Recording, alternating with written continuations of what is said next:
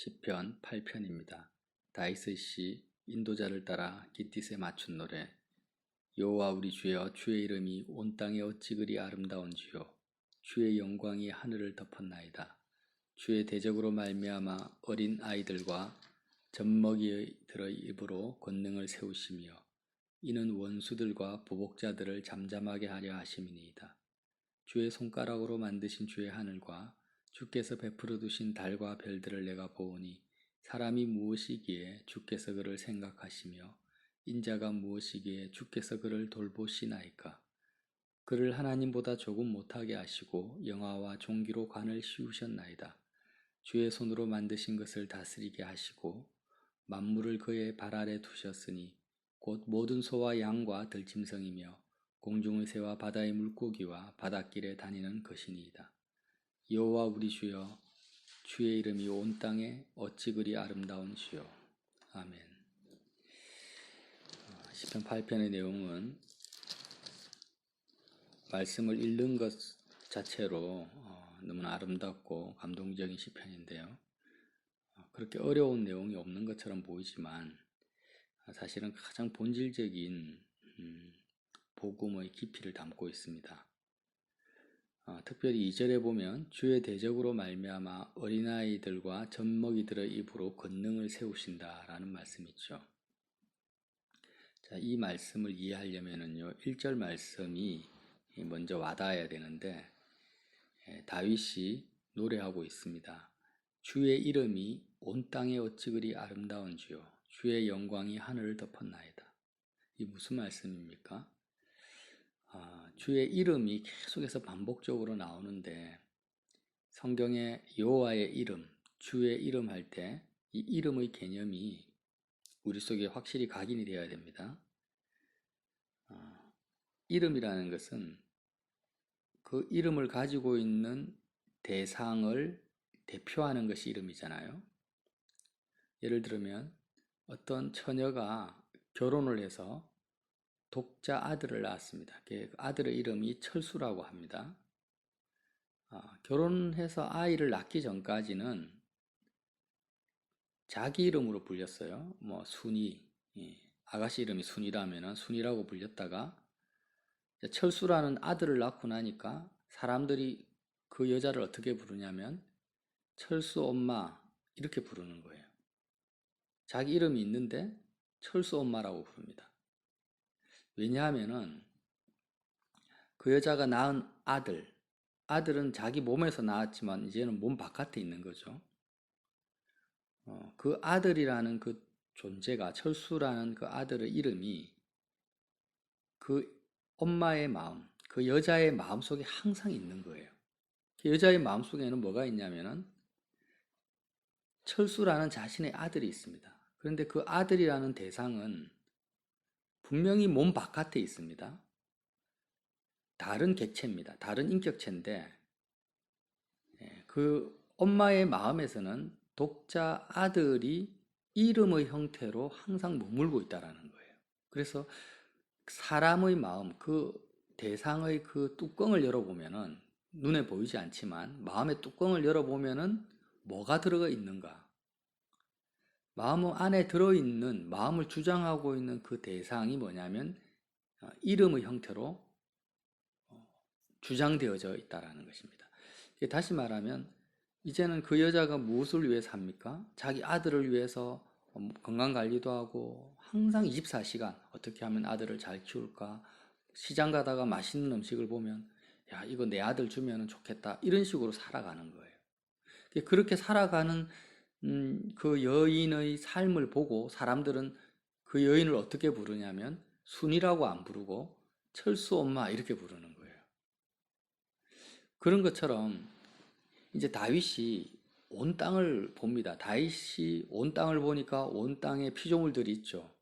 꽃과 물고기와 나무와 여러 가지 짐승들, 공중의 새들을 보는데 다윗의 눈에는요, 어떻게 보이냐면 온 땅에 있는 모든 피조물들이 주의 이름을 위하여서 주의 이름을 품고 살아가는 피조물로 보이는 거예요.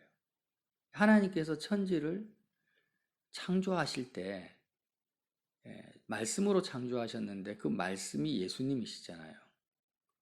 그러니까 결국 예수 그리스도를 통해서 예수 그리스도를 위해서 지으신 피조물을 다윗이 보고 있는 것입니다.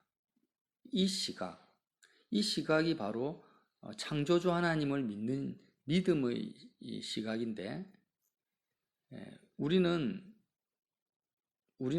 일반적인 사람들이 만물을 볼 때 꽃을 보면 꽃의 아름다움 그 자체에만 집중하고, 산을 보면 산 자체, 뭐 산은 산이고 물은 물이다 이런 식으로 보지만, 다윗이 보기에는 어떤 피조물, 이제 땅바닥에 기어다니는 벌레를 봐도 거기서 뭘 본다라는 거예요? 그 내면 속에 있는 벌레를 지으시고 창조하신 하나님을 본다라는 것입니다. 그걸 보니까 하나님의 뜻을 보고 경륜을 보고 하나님의 그 통치를 보고 있으니까 주의 이름이 온 땅에 어찌 그리 아름다운지요. 너무나 아름답다라는 것입니다. 모든 만물이 하나님의 그 이름을 품고 살아가는구나. 하나님의 이름을 위해서 해가 뜨고 달이 뜨고 봄, 여름, 가을, 겨울이 운행되고 있다라는 것을 보고 있는 것입니다. 그래서 주의 영광이 하늘을 덮었다. 사실 이름과 영광은 뗄 수 없습니다. 이름의 가치가 영광입니다. 이름의 그 값을 매기면 그것이 영광인데, 아무 이름이나 영광이 있는 것이 아니죠. 주님의 이름이 가장 영광스러운 것입니다. 가치 있다라는 거예요. 최고의 1등한다라는 거죠. 그러니까 온 땅을 보니까, 모든 피조물을 보니까 크고 작은 모든 것에 다윗은 뭘 보고 있습니까? 주님의 이름을 보고 있는데 그 이름의 가치가 최고의 영광을 가지고 있으니까 주의 영광이 하늘을 덮었나이다 이렇게 고백하고 있습니다. 자, 이런 다윗을 성경은 어떻게 표현하고 있냐면요. 2절에 주의 대적으로 말미암아 어린아이들과 젖먹이들의 입으로 권능을 세우시며 이는 원수들과 보복자들을 잠잠하게 하려 하심이니이다. 자, 주의 대적으로 말미암아, 주의 대적은 원수들과 보복자들을 말하는데요. 어린아이들과 젖먹이의 입으로 권능을 세우신다라는 것은, 어린아이들과 젖먹이는 아주 단순합니다. 단순하고 복잡하지가 않아요. 대부분 보면 엄마 아빠밖에 모르죠. 젖먹이는 특별히 엄마의 품 안에 있는 것밖에 보이지가 않습니다. 어린아이와 젖먹이는 어떤 사람을 말하냐면, 여기서 시편 8편에서는요. 하늘을 보고 별을 보고 땅을 보고 새를 보고 물고기를 보고 온 땅에 무엇을 보더라도 그냥 단순하게 하나밖에 안 보이는 거예요. 주의 이름밖에 보이지 않는 사람들을 말합니다. 자녀를 봐도 거기서 내 새끼가 보이는 게 아니라 주님의 이름이 보여요. 그리고 그 이름의 영광이 보이는 것입니다. 남편을 봐도 그렇고 내가 처한 상황과 환경을 봐도 거기서 뭘 본다고요? 주님의 이름을 보는 거예요. 주님의 뜻을 보고 경륜을 보고 거기서 십자가를 보는 것입니다. 그러니까 24시간 모든 상황에서 모든 피조물을 바라보는 그의 시각이 주님의 이름밖에 보이지 않는 이런 단순한 사람을 향해서 성경은 뭐라고 하냐면 어린아이와 젖먹이라고 하는 거죠. 젖먹이 아이가 엄마밖에 안 찾잖아요. 그래서 이런 믿음을 가진 사람들의 입을 통해서 주님이 권능을 세우신다. 권능, 주님의 역사와 능력을 나타내신다라는 거죠. 누구를 향해서? 원수와 보복자들을 향해서 나타내십니다. 어떻게 해요? 그들을 잠잠케 하신다라는 거예요. 그 원수는 뭐냐? 하나님께서 모든 만물과 상황을 주님의 이름을 위해서 지으셨는데, 자기 이름을 위해서 피조물들을 자기 것인 마냥, 자기 소유인 마냥 취하는 자들이 원수들입니다. 하나님 앞에서의 원수예요. 예를 들어서 부모가 자녀를 낳았습니다. 그러면 그 부모에게 속한 자녀잖아요. 그런데 유괴범이 있어요. 그 어린아이를 유괴해서 돈을 얻기 위해서 유괴해서 빼앗아가서 감금하고 살인해버리면 그 유괴범은 부모의 원수입니다. 부모와 연관된 그 자녀를 빼앗아갖고 자기 것으로 자기 목적을 위해서 써버리니까. 그런 것처럼 하나님께서는 모든 피조물을 주의 이름과 주의 영광을 위해서 다 창조하시고 지금도 다스리시고 운행하고 있는데 그 창조주 하나님의 이름을 하나도 생각지 않고 마음에 품지 않고 고려하지 않고 그냥 자기 뜻과 자기 정욕대로 취하고 자기 것인 마냥 자기 목적대로 그렇게 하나님으로부터 강탈해 가는 자들. 다 원수, 하나님의 원수입니다, 원수. 그래서 사실 모든 인생들이 태어나면서부터 하나님의 원수로 사는 거죠. 육신의 정욕을 따라서. 그리고 보복자들은 누굽니까? 보복자들은 복수하는 사람들을 말합니다. 자, 하나님께서 내 자녀를 줬는데, 나에게 자녀를 줬는데, 사실은 내 것이 아니에요. 이것은 주의 이름을 품고 있는 자녀야 되고, 주님의 영광을 위해서 살아가는 자녀가 되어야 됩니다. 그런데 내가 마치 내 새끼인 마냥 내 것으로 품고 있는 거예요. 그럼 하나님의 원수가 되는 거죠. 자녀를 내 것으로 품는 순간, 하나님의 원수가 되는 거예요. 내가 하나님 것을 강탈하니까. 그리고 나서 누군가가 내 자녀에게 해를 끼치거나 상처를 주거나 그렇게 하면은요. 나는 내 마음에는 어떤 마음이 올라오겠습니까? 내 것을 해치고 강탈한 사람들에 대한 복수하고자 하는 마음이 올라오는 거예요. 보복자가 되는 거예요. 하나님을 향해서는 원수가 되고 사람들을 향해서는 복수하는 사람, 보복자의 삶을 살아가게 됩니다. 하나님을 사랑하고 이웃을 사랑하는 삶과는 정반대의 삶을 살게 됩니다. 어떤 것 때문에요? 단지 내 자녀를 바라볼 때 그 안에서 주의 이름을 보지 못하고 주님의 영광을 보지 못하는 어린아이와 젖먹이의 삶에서 내가 떠나가 버릴 때. 자, 주님이 예를 들어서 나에게 물질을 주시고 집을 주셨어요. 집을 주셨는데 집도 주시고 차도 주시고 재물도 많이 주셨단 말이에요. 그러면 그 주님이 주신 것들 가운데서 주님의 이름을 보지 못하고 주의 영광을 보지 못하면 어린아이와 젖먹이처럼 누군가가 내 집을 강탈해 가거나 내 차를 망가뜨려 버리면 나는 그 사람을 향해서 용서와 자비를 베풀 수 없습니다. 왜? 내 것인데 내 것을 빼앗아 갖고 훔쳐 갖고 망가뜨렸기 때문에 나는 그 사람을 향한 실제로 때리거나 감옥에 가두지 않더라도 내 마음은 이미 보복자의 마음, 보복자의 마음을 품는 것입니다. 하나님 입장에서는 그런 내가 어떤 존재일까요? 하나님의 원수인 거예요.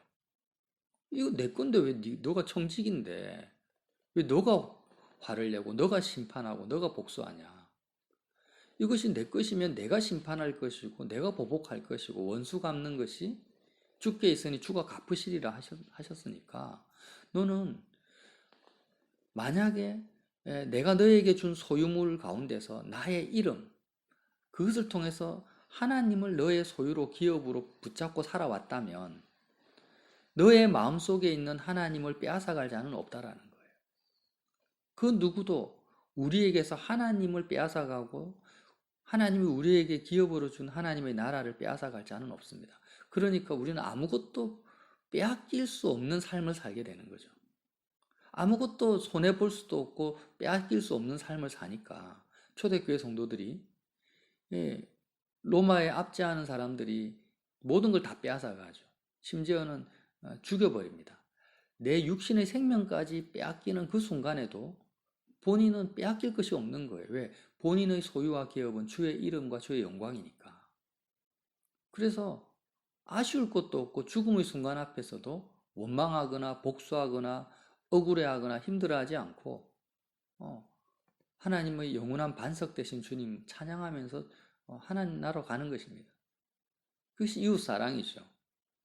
결국에는 어린아이와 젖먹이의 입을 통해서 권능을 세우신다라는 말씀이 바로 이런 의미라는 거죠. 그리고 3절에 주의 손가락으로 만드신 주의 하늘과 주께서 베풀어 두신 달과 별들을 내가 보오니, 다윗이 하늘과 달과 별과 모든 만물을 다 보고 있습니다. 보고 있는데 그 중에서도 이제 다윗의 눈에 뭐가 보이냐면 사람이 보이기 시작하는 거예요. 많은 피조물 중에서. 그래서 4절에 사람이 무엇이기에 주께서 그를 생각하시며 인자가 무엇이기에 주께서 그를 돌보시나이까.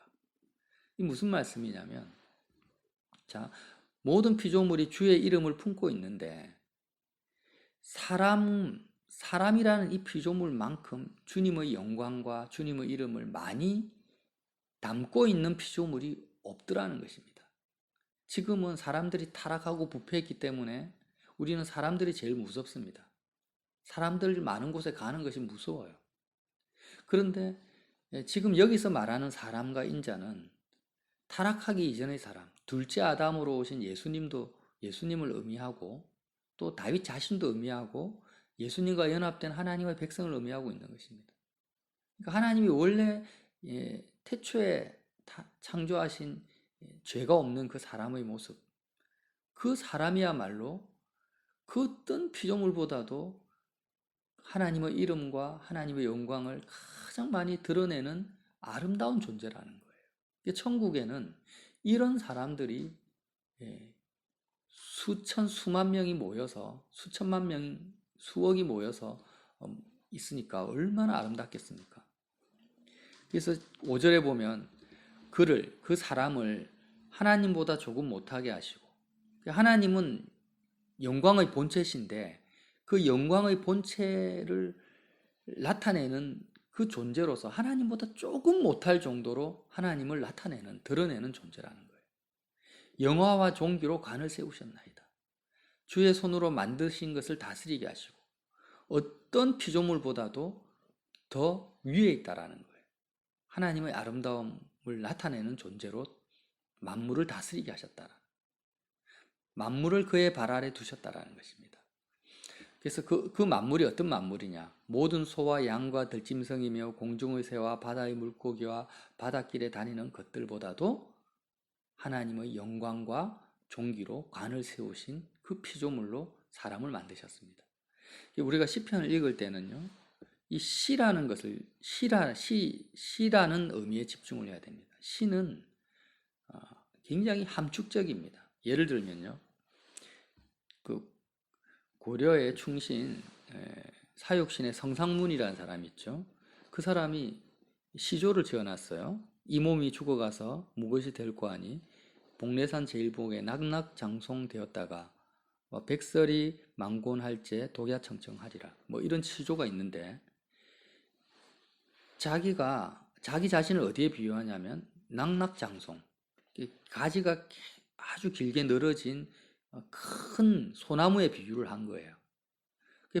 백설, 눈이 와서 온 땅이 하얗게 덮었을 때 자기만은 독야청청하겠다. 푸른 빛을 잃지 않고 홀로 그 눈밭에 홀로 푸른 빛을 잃지 않는 한 그루 소나무로 그렇게 끝까지 살아가겠다라는 그런 시조죠. 사육신의 시조입니다. 그러니까 자기 자신을 어디에 비유합니까? 낙낙장송에 비유하고 있어요. 그것처럼 시편이 말하고 있는 것은 뭐냐면 사람이 무엇이기에 주께서 그를 생각하시고 인자가 무엇이기에 주께서 그를 돌보시나이까. 이 사람과 인자는 뭘 의미합니까? 다윗 자신을 의미할 수도 있고 오실 메시아 예수 그리스도를 의미할 수도 있고 아까 말씀드린 것처럼 예수님과 연합된 사람을 말할 수 있다는 거죠. 결국에는 시편을 볼 때는 인간이 지은 아주 단순한 인간이 지은 인간 사고력이 짧은 사람이 지은 시도 한 가지 두 가지를 은유적으로 표현하지 않습니까? 시편은요, 성경은 한 가지 두 가지가 아니에요. 세 가지, 네 가지, 다섯 가지, 10가지를 함축할 수 있다라는 것입니다. 그래서 시편을 볼 때는 특별히 다윗의 시편을 볼 때는 한 가지 의미만으로 받아들여서는 안 되고 굉장히 은유적이고 함축적인 심지어는 과거, 현재, 미래를 관통해버리고요. 시대를 대표하고 또 대상을 2차원적이 아니라 3차원적으로도까지 이렇게 은유적으로 나타낼 수 있다라는 생각을 해야 됩니다. 그래서 이 인자가 무엇이기에 우리가 될 수 있다라는 거예요. 이 시편을 읽고 있는 나. 결국 오늘 시편 8편의 내용은 그런 거예요. 어린아이와 젖먹이의 입으로 권능을 세우신다. 그 어린아이와 젖먹이가 누군가? 모든 상황, 모든 만물을 볼 때 주님의 이름과 영광을 볼 수 있는 사람. 근데 우리 눈에는 주님의 이름과 영광이 보이기보다는 뭐가 보입니까? 죄가 더 많이 보입니다. 우리가 지금 신문을 읽어보면은요, 코로나19, 뭐 신천지, 비리, 뭐 이런 것들 신문지상, 언론지상에 가득 채워져 있어요. 그러나 우리가 어린아이와 젖먹이 입으로 권능을 세우려면 우리의 마음에는 그 내면에 있는, 그 이면 속에 있는 하나님의 뜻이 보여야 되고 하나님의 마음이 느껴져야 되고 주님의 이름이 보여야 된다는 거예요. 그렇게 될 때 우리의 기도 속에서 우리를 통해서 하나님의 권능이 나타날 수 있다는 거죠. 그것이 바로 하나님의 뜻이 하늘에서 이루어진 것처럼 땅에서도 이루어지이다. 주기도문이죠. 하늘에 계신 우리 아버지여, 주의 이름이 모든 사람들의 모든 상황 속에서 가장 거룩히 여김을 받기를 원합니다라는 주기도문의 연장선상에 있다라는 것입니다. 이 아침에도 원수와 보복자의 삶을 살아가고 있는 우리의 발걸음이 십자가 앞에서 이제는 멈춰져서 원수와 보복자의 우리의 정체성이 십자가에서 죽어져 버리고 정말 우리의 정체성이 어린아이와 젖먹이의 정체성, 오직 온전한 죄 없는 사람, 인자, 사람 영광과 존귀로 간을 쓰신 그 예수 그리스도와 연합된 정체성, 어린아이와 젖먹이의 입이 되는 저와 여러분 되시기를 예수님 이름으로 빌어드립니다.